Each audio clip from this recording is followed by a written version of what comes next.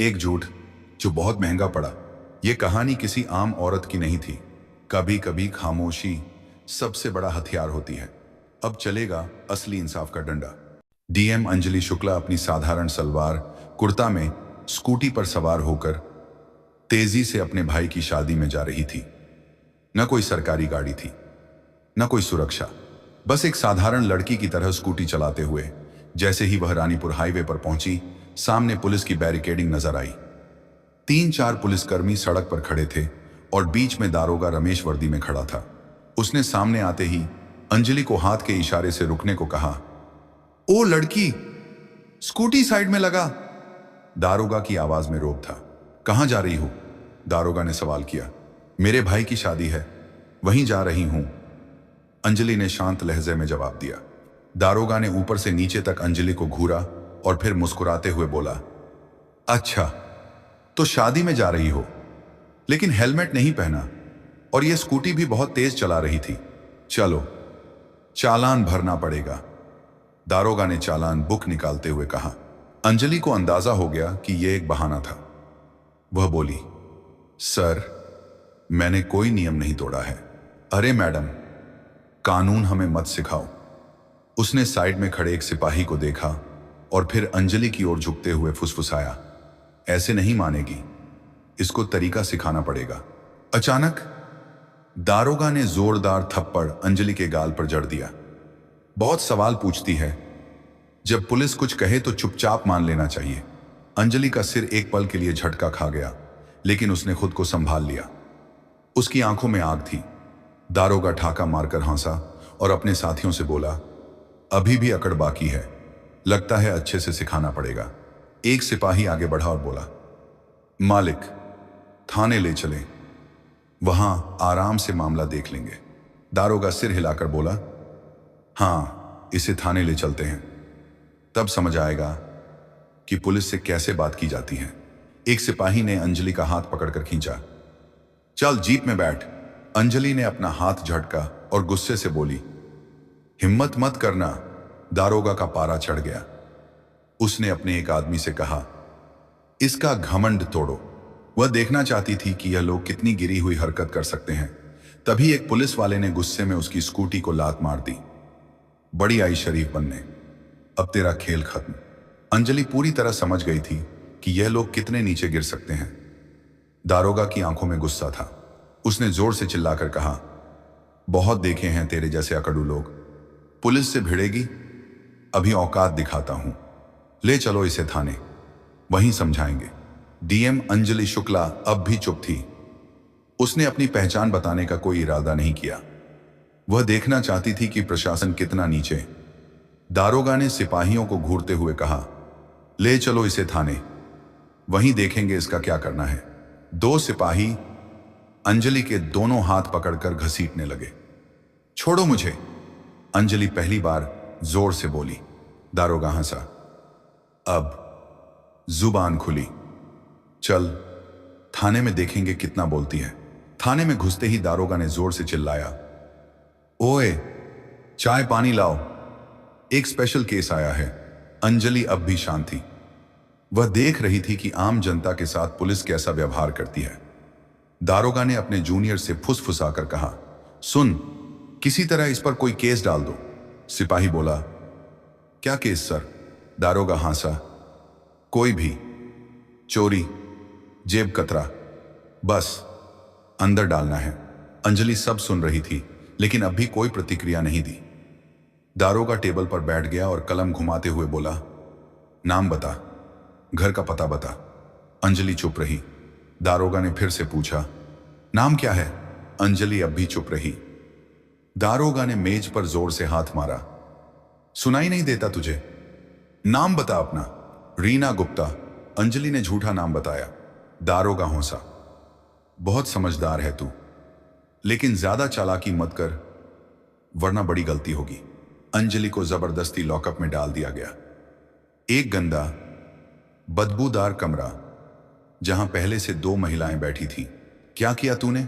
एक औरत ने पूछा। कुछ नहीं, अंजलि ने हल्की मुस्कान दी। अब वह देख रही थी कि प्रशासन कितना गंदा हो चुका है। अगर एक जिलाधिकारी तक को इस तरह बिना सबूत अंदर कर सकते हैं तो आम जनता का क्या हाल होगा। अंजलि अब लॉकअप के अंदर थी। वह बस देख रही थी, सुन रही थी और सब कुछ समझ रही थी कि आखिर प्रशासन कितना गिर चुका है। वह हर हरकत पर गौर कर रही थी। दारोगा ने एक फर्जी रिपोर्ट तैयार करवाई, इस पर चोरी और ब्लैकमेलिंग का केस डाल दो। दारोगा ने फाइल को ठोकते हुए कहा। सिपाही झिझका, लेकिन सर बिना सबूत के। दारोगा हंस पड़ा। सबूत? इस थाने में सबूत बनाए जाते हैं। उप निरीक्षक अर्जुन का प्रवेश। थोड़ी देर बाद एक सिपाही आगे बढ़ा और जोर से अंजलि के कंधे पर धक्का मारा। दरवाजे पर एक पुलिस अधिकारी खड़ा था, उप निरीक्षक अर्जुन वर्मा।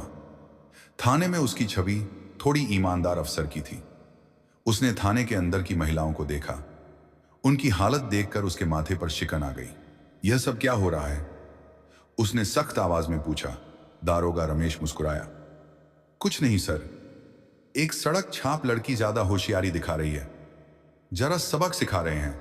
अर्जुन वर्मा ने गौर से अंजलि को देखा। उनके हाव भाव किसी साधारण महिला जैसे नहीं थे। इसका क्या जुर्म है? अर्जुन ने रमेश से पूछा। रमेश हड़बड़ा गया। सर, इसने चेकिंग के दौरान बदतमीजी की थी। अर्जुन वर्मा को कुछ गड़बड़ लगी। अर्जुन ने अंजलि की तरफ देखा। तुम्हारा नाम क्या है? अंजलि शांत थी। दारोगा रमेश ने हौंसते हुए कहा, सर यह तो अपने नाम तक नहीं बता रही। अर्जुन अब पूरी तरह सतर्क हो गया था।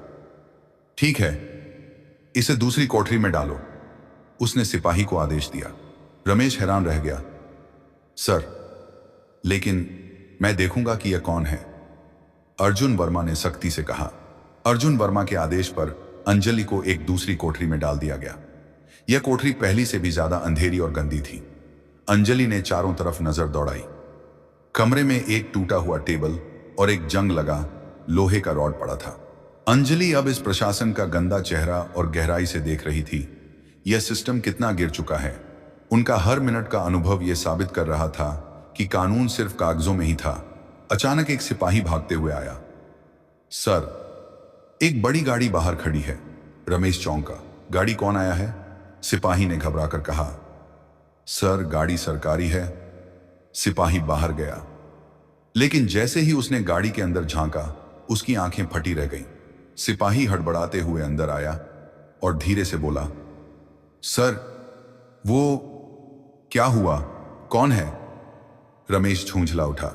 सिपाही ने कांपते हुए कहा, सर, आयुक्त अवनीश श्रीवास्तव साहब। रमेश का चेहरा सफेद पड़ गया।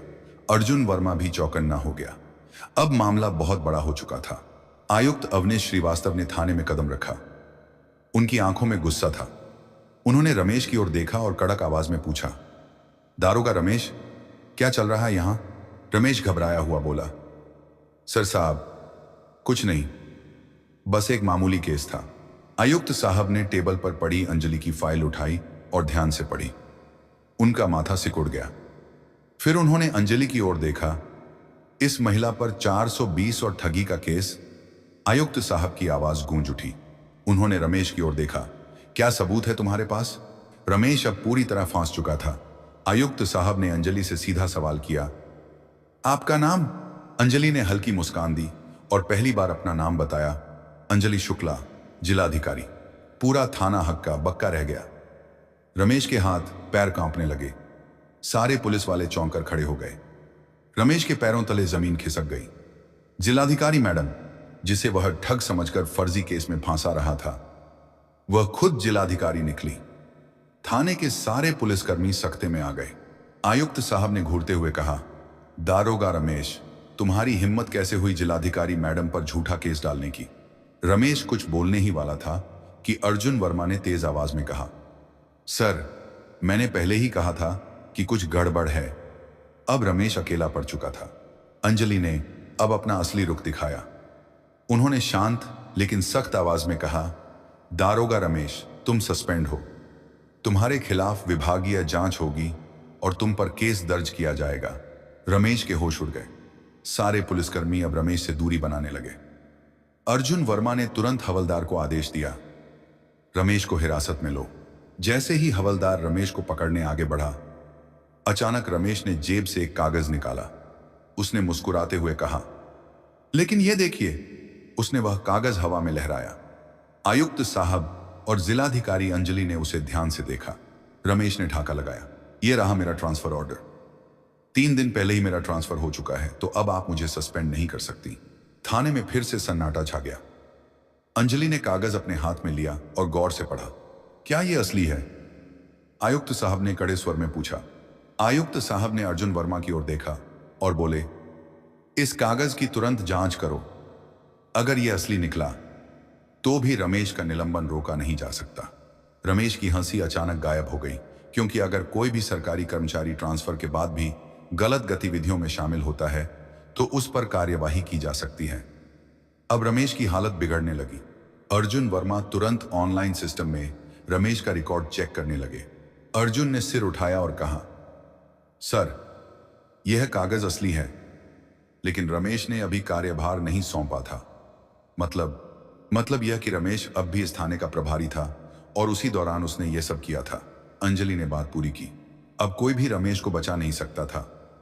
जिलाधिकारी अंजलि ने सीधी नजर रमेश पर डाली और कहा, अब तुम्हारी असली जगह तुम्हारी अपनी जेल में होगी। गिरफ्तार करो इसे। आयुक्त साहब ने आदेश दिया। जैसे ही रमेश को गिरफ्तार करने का आदेश हुआ, पूरा थाना हिल गया। रमेश को पहली बार एहसास हुआ कि अब वह बच नहीं सकता, लेकिन अचानक उसने कहा, ठहरिए जिलाधिकारी मैडम, मैं अकेला नहीं हूं। रमेश ने हौंसते हुए कहा, मैडम, क्या आपको लगता है कि इस थाने में सिर्फ मैं भ्रष्ट हूं? उसने थाने के बाकी पुलिस वालों की तरफ इशारा किया और कहा, यह सब मेरे साथ हैं। पूरी कड़ियां ऊपर तक जुड़ी हैं। थाने के कुछ पुलिस वाले घबराने लगे। अर्जुन वर्मा भी चौकन्ने हो गए। जिलाधिकारी अंजलि ने आयुक्त साहब की तरफ देखा और कहा, इस पूरे थाने की जांच की जाएगी। अब कोई भी सुरक्षित नहीं है। आयुक्त साहब ने तुरंत आदेश दिया, भ्रष्टाचार विरोधी पुलिस टीम को बुलाया जाए। अब पूरे थाने में हड़कंप मच गया। जैसे ही टीम ने जांच शुरू की, कुछ पुलिस वालों के चेहरे पीले पड़ने लगे। एक हवलदार आगे आया और जिलाधिकारी मैडम के सामने हाथ जोड़कर बोला, मैडम, मुझे माफ कर दीजिए, मैं सिर्फ आदेशों का पालन कर रहा था। तभी अचानक एक पुलिस वाले ने फाइल निकाली और कहा, मैडम, हमारे बड़े साहब भी इसमें शामिल हैं। कौन बड़े साहब? आयुक्त साहब ने गुस्से में पूछा। पुलिस वाले ने डरते डरते जवाब दिया, वरिष्ठ पुलिस अधीक्षक स्पेप राजेश निगम साहब। अब पूरा मामला ऊपर तक जुड़ चुका था। थाने में सन्नाटा छा गया। आयुक्त साहब ने गहरी सांस ली और फिर सख्त आवाज में बोले, इस थाने का पूरा स्टाफ तत्काल प्रभाव से निलंबित किया जाता है। जैसे ही यह आदेश मिला, थाने के पुलिस वालों के होश उड़ गए। कुछ पुलिस वाले अपने फोन निकालकर किसी को कॉल करने लगे। कुछ लोग चुपचाप सिर झुकाकर खड़े हो गए, तो कुछ दारोगा भी बचने का रास्ता ढूंढ रहे थे, लेकिन कोई नहीं बच सकता था। जिलाधिकारी अंजलि ने आयुक्त साहब की तरफ देखा और बोली, अब हमें एसएसपी साहब से भी जवाब लेना होगा। आयुक्त ने तुरंत आदेश दिया, एसएसपी को अभी बुलाया जाए। अब इस मामले ने पूरे जिले में हलचल मचा दी थी। थाने के बाहर कुछ पत्रकार गुप्त रूप से खड़े थे। जैसे ही उन्हें भनक लगी कि पूरा थाना सस्पेंड हो चुका है, वे तुरंत खबर फैलाने लगे। अब मामला खुलकर सामने आने वाला था। तभी एक काले शीशे वाली गाड़ी थाने के सामने आकर रुकी। एसएसपी राजेश निगम साहब खुद आ गए थे। एसएसपी साहब थाने पहुंचे।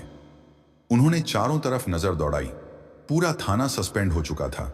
उन्होंने गुस्से में कहा, यह क्या नाटक चल रहा है? लेकिन जिलाधिकारी अंजलि शांत थी। उन्होंने एसएसपी की आंखों में देखते हुए कहा, आपको लगता है कि आप बच जाएंगे? अर्जुन वर्मा ने जिलाधिकारी को एक फाइल दी। यह फाइल एसएसपी राजेश निगम साहब के भ्रष्टाचार के सबूतों से भरी थी। अंजलि ने ठोस आवाज में कहा, एसएसपी साहब, यह देखिए, आपके सारे काले कारनामे।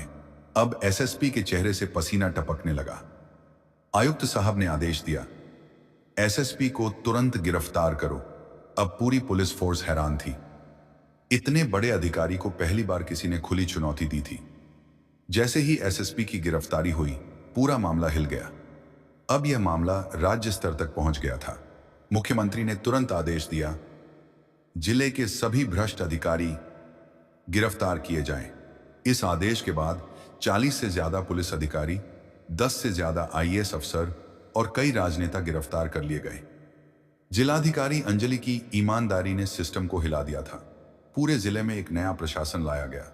भ्रष्टाचार पर अब कड़ी नजर रखी जाने लगी। अब जिलाधिकारी अंजलि का मिशन पूरा हो चुका था। उन्होंने दिखा दिया कि ईमानदारी से पूरा सिस्टम बदला जा सकता है।